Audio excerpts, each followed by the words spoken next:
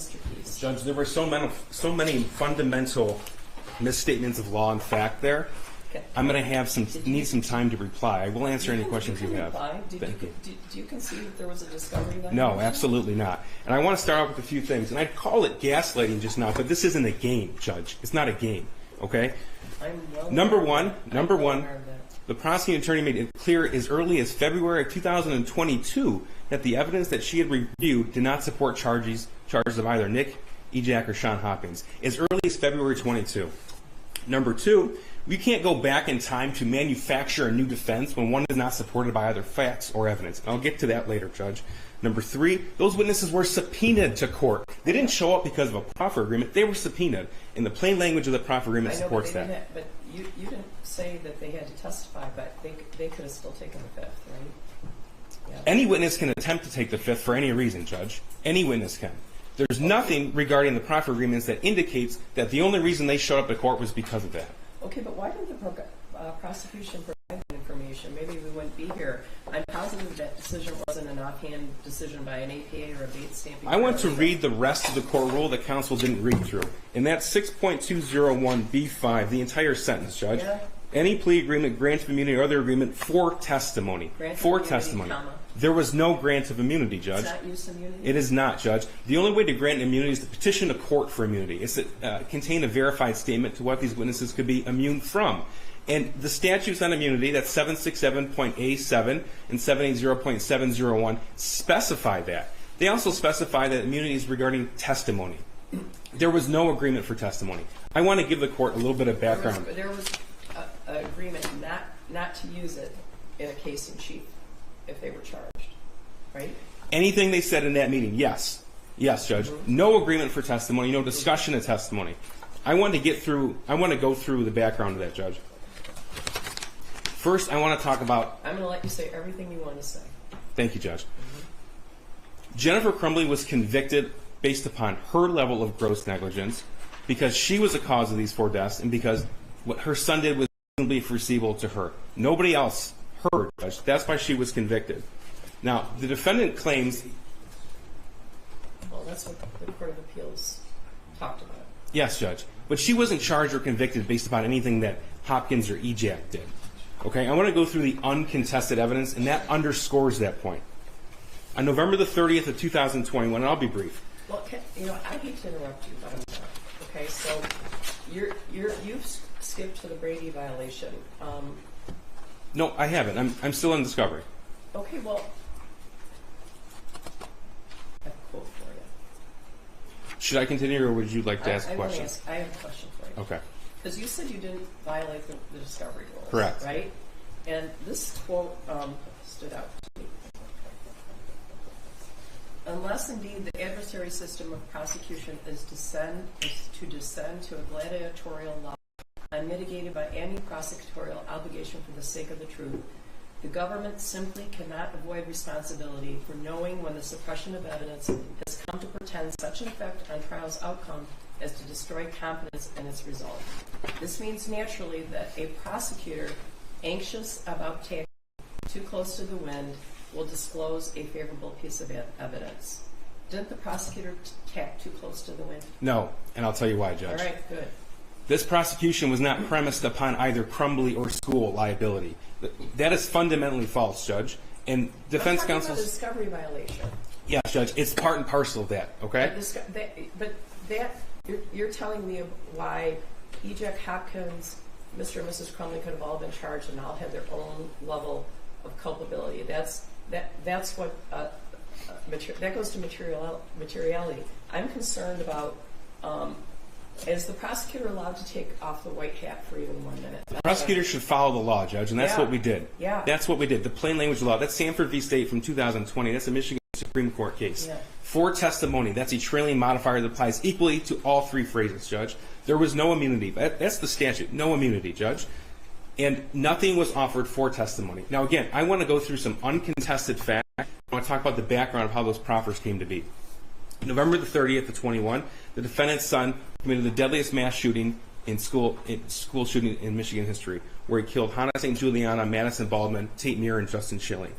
He used the gun given to him as an early Christmas present and the ammunition the defendant bought for it just a few days before. The defendant's son's only friend that this defendant had ever seen around was taken from him a month before the shooting, and she knew that.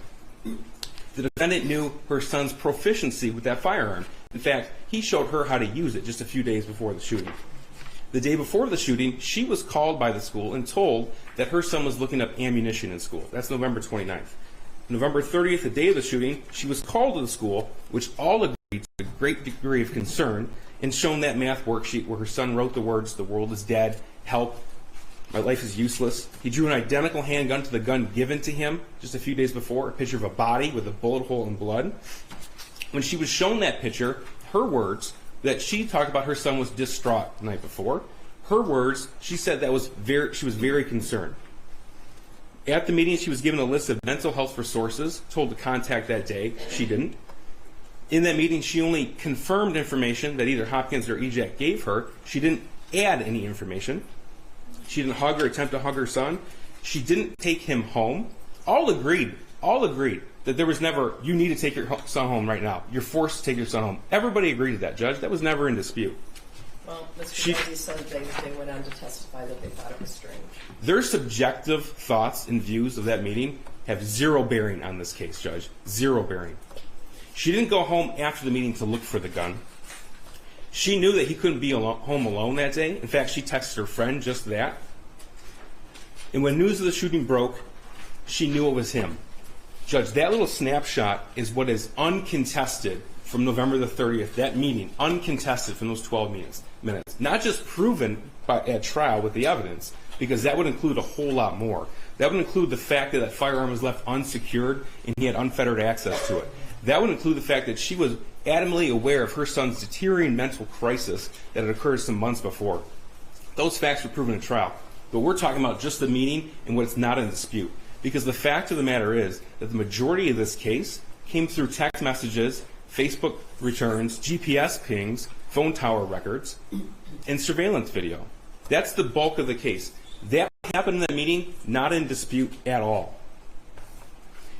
This is not a case of mistaken identity where witnesses had an incentive to identify a shooter as opposed to somebody else, like in Chanel. This is not that case, Judge. The fact of the sheer volume of uncontested evidence underscores that fact. So I want to talk about the proffer agreements themselves. Do you agree that at the time of the proffer, Mr. EJAC and Mr. Hopkins were subject to potential criminal prosecution and knew it? They were incentivized. No, I don't agree with that, Judge. I don't agree with that. No. You don't think they knew? They could. I don't know what was in their minds, and it doesn't matter. That's the point. There was intense. If you had gone in there that day, wouldn't you have thought, geez, I could be subject to criminal prosecution? I think even Mr. Hopkins testified he wished everything went different. He was the only one to testify that he wished that day had gone differently, Judge, and would have done something differently.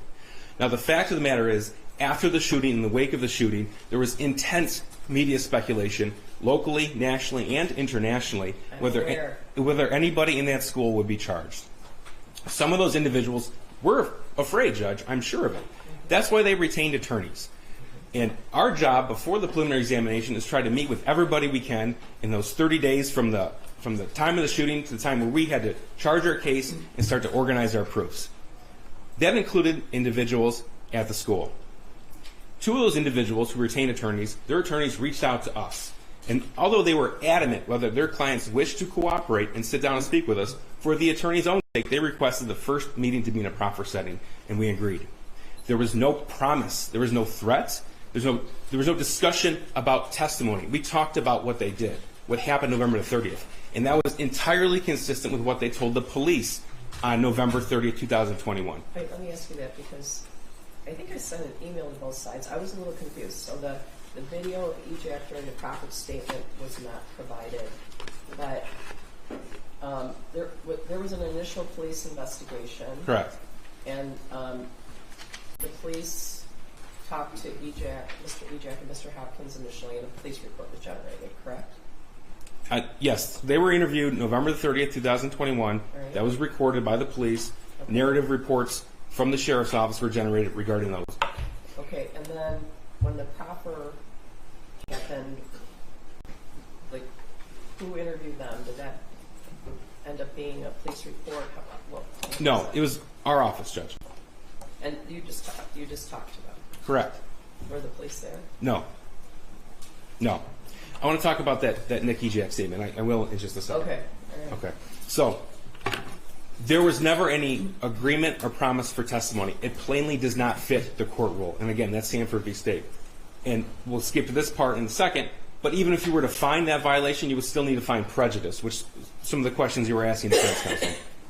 Well, don't you think that credibility is always at issue when the defendant is not allowed to cross-examine about the circumstances surrounding the proffer? Doesn't that limit the information that you may have about the credibility of the witness? Their credibility didn't matter, Judge. It didn't matter what Sean Hopkins or Nick Ejak did or said. What matters is that Jennifer Crumbley knew all of this. She had 15 years experience with her son, and she got him a gun, and she knew it was unsecured, and she didn't tell anybody. That's not in dispute. And I have gone through that transcript, Judge, and there is no material dispute between Jennifer Crumbley, Sean Hopkins, or Nick Ejak in that meeting. Here's a disconnect. You keep talking about materiality, which is really important, and I'm back on 6.201.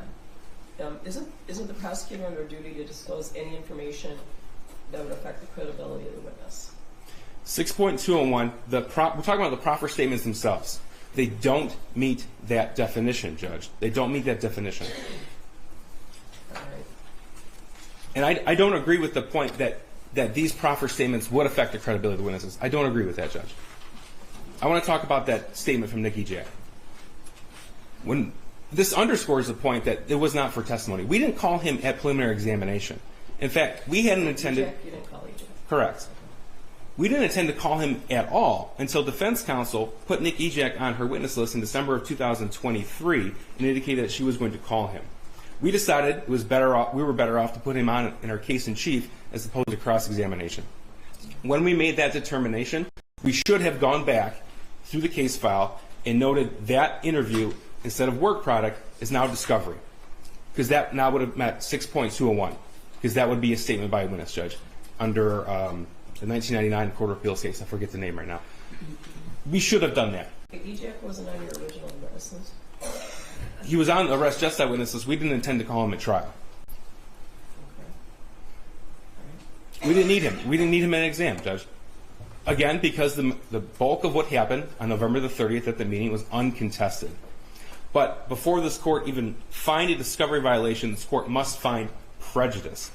And that's where we come back to this faulty misconception that this case was positioned as either Crumbley or the school for liability. The fact of the matter is, any line of questioning, any cross-examination of these witnesses to highlight their own perceived or real culpability would only serve to highlight the negligence on Jennifer Crumbley. Because all agreed what was conveyed to her in that meeting. All agreed. All agreed what she did not convey back to those officials. Yeah, but Mr. Desi, you put up a black little line, you can read people's minds. Mr. Desi is sitting there thinking, well, we wouldn't even have called her that. Right? Because you're saying that her testimony confirmed what Mr. Hopkins and Mr. Ejak said. But Mr. Desi would say that Ms. Smith potentially would not have called Mrs. Crumbley if they did. The bulk of the uncontested evidence doesn't come from her testimony. She spoke to police as well, Judge. These officers, or these individuals spoke to police as well. They testified, they were sued civilly. They testified at civil depositions. Defense counsel trial had that. In fact, she used those questions during cross-examination. And they testified later on in trial. They were consistent all along the way. The uncontested evidence doesn't come from her testimony alone, Judge. I forgot about the civil depositions. When were they chronologically? After exam, before trial. I couldn't tell you the date. Okay. But we know with certainty that counsel had those because she referred to a page of the deposition during cross-examination.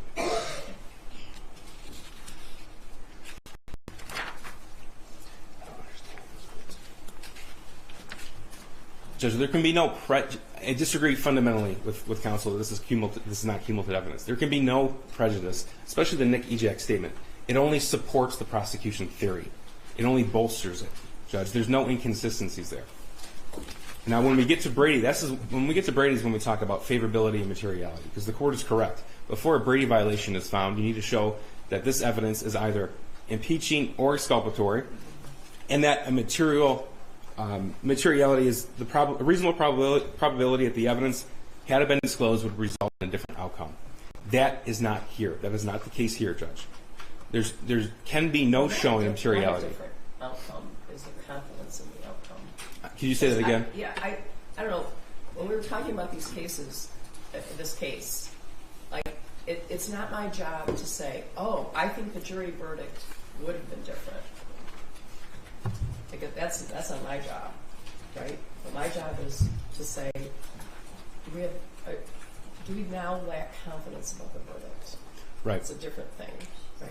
The standard is reasonable probability that had the evidence been disclosed to defense, the result of the proceeding would have been different. Kyle's talks about, in essence, is this a verdict worthy of confidence? I agree with that. It absolutely is, Judge. Again, this has never been the case. Our prosecution never hinged upon any perceived or real liability on behalf of Nick Ejak. Should they be successfully sued or successfully prosecuted at some point in the future, that would have zero impact on Jennifer Crumbley's convictions, because she was convicted based upon what she didn't tell anybody, what she knew, what she didn't do. The level of uncontested evidence there, that's what speaks volumes, that's what shows and underscores the level of confidence in this verdict.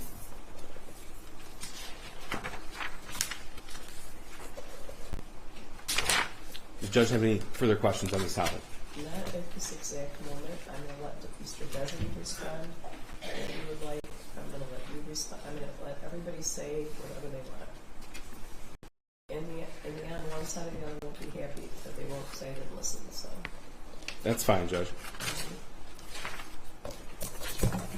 Thank you, Judge. You know, just a brief detour from the substance of this. I would be remiss if I also didn't tell the court I have a third law student who isn't here, and I forgot to mention her, and it's important to me that I want to tell you that I also have a third student by the name of Stefania Ilievska, who's also assisted and been working on the case. She's not here today, and she couldn't be here, but I don't want that to be unsaid. So with that, Your Honor, I'd skip back to getting into what Mr. Keast said. You know, he just said, well, we didn't even need Ejak, we were going to call him. Well, then why did you call him? I'll tell you why. Because, Ask you why. Well, Smith was going to call him.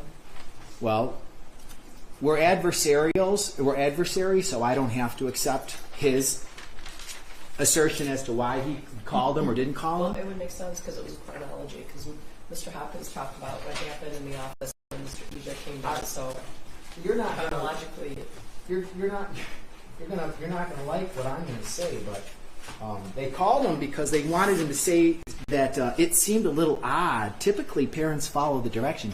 They called him to get those back to this subjective descriptions that they could then use as the basis for gross negligence. Okay, so you know the prosecution's just being absolutely recalcitrant about even acknowledging what MCR 6.201 says, even though we talked about gaslighting and what the husband was trying to do with his wife. They're still saying it's not an immunity agreement. Well, then they don't understand what a use immunity is. If that's the case, respectfully, they're just telling us not to believe something we can see with our own eyes.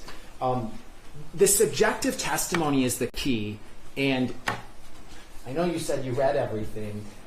I don't want to get caught up in my papers, but Mr. Hopkins also provided a wealth of subjective testimony.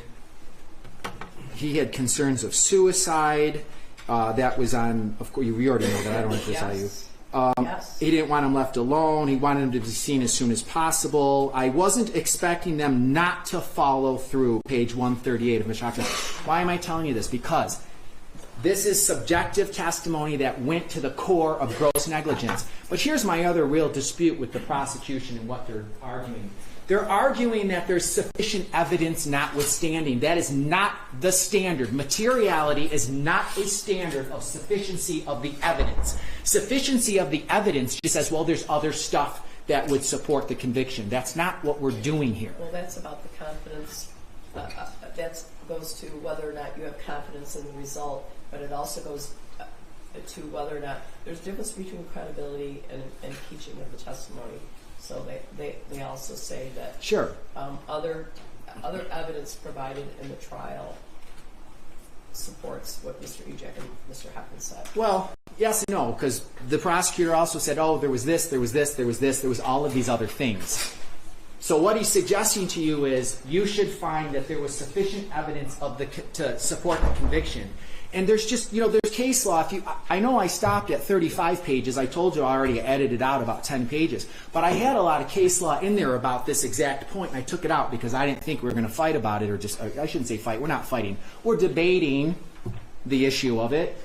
But there's lots of case law that says materiality is not dependent on a sufficiency of the evidence. And it's back to what Your Honor said with Cheneau. We have to ask, can we have confidence in this verdict, not given the fact that they withheld and suppressed this information? I understand why the prosecutor wants to tell you they didn't have to give the agreements, because it's so obvious the materiality is met in this case. So they're going to go back to square one and say, well, we didn't have to give the agreements. We don't think we needed to provide them under 6.21. We're not going to go back through it because we can read it for our own eyes. So I would suggest that the materiality in this instance is easily demonstrated. I don't even think it's a close call because there was no other testimony about that meeting.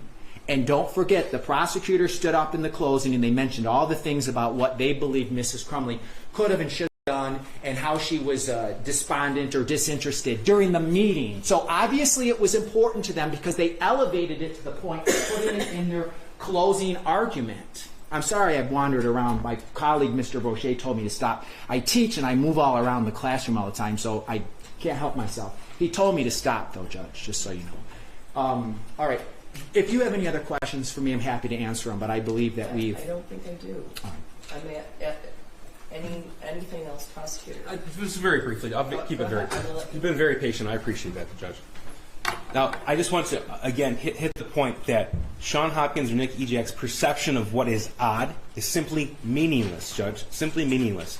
Jennifer Crumbley knew the background. Jennifer Crumbley knew what that drawing meant. Jennifer Crumbley had the opportunity to take her son home. She chose not to. Jennifer Crumbley should have gone home and looked for the gun. She should have looked in the backpack. She should have put the pieces together. The objective, uncontested evidence is why this verdict is worthy of confidence, Judge. And regarding the proffer statement, again, I just want the court to follow the plain language of the law. That is the law in the state of Michigan. Sanford v. State. For testimony is the operative phrase. There wasn't like there was some roundtable discussion to hide evidence, Judge. It didn't fit the definition, and we never revisited it because it just doesn't fit the definition of disclosure. Okay? I don't want there to be any sort of allegation of malfeasance on behalf of the prosecution. And I know the court already indicated that, but I want that to be abundantly clear. Thank you, Judge. All right. Anything else? Not from the people. Well, you told me I can't talk about the other things I wanted to talk about, so... Because it doesn't have anything to do with today. Well, it might be of interest in the future, but the prosecutor, for one thing, the prosecutor it wasn't in your brief initially, and the prosecutor wasn't permitted to respond. And I don't know how hiring someone to field questions from the press or PR or any kind of press videotape could impact the decision with regard to the motion that you filed. I'm not saying it might be relevant in the future. I don't know that. But I guess I would say that your job, Mr. Desmey, as you know, is to represent your client, persuade me that her position is consistent with the law, and I guess what I'm saying is that information about a PR firm or media coverage won't help me, as I believe it's irrelevant to the current motion. Right? Just for the record, I just want to point, it's not a PR firm, okay? Again, fundamental misconception, not a PR firm. I mean, they were social media influencers, Your Honor. Social media influencers. And their own websites they tell us in their own words. The county hired this. You guys just can't help it, right? No, I can't. Oh my gosh. You could talk to the press about it outside. I'm sure I know they're very interested in it. I don't think it helps me resolve the motion, so it's not up to me. All right? Thank you, Judge. So with regard to the defendant's motion for bond pending appeal, A ruling on this motion is obviously impactful. Therefore, a rule on the motion for bond pending appeal contemporaneous with a written opinion on the motion for acquittal and or new trial. All right, fair Thank you, Judge. Right? Would you be bringing us back then for any? I haven't decided yet. Okay, fair That's all I could do to get to this point, Mr. Bassett. I cut my brief down, Your Honor, as much as I could. All right. So I would like to ask that everyone remain seated while the defendant is removed from the courtroom. All right?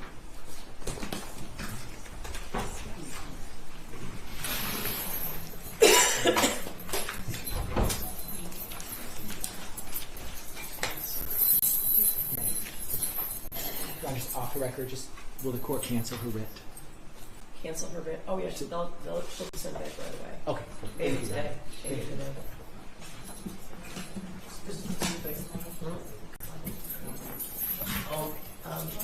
This lawyer says it takes 1 to 2 days. Understood. But I suspect they will do it before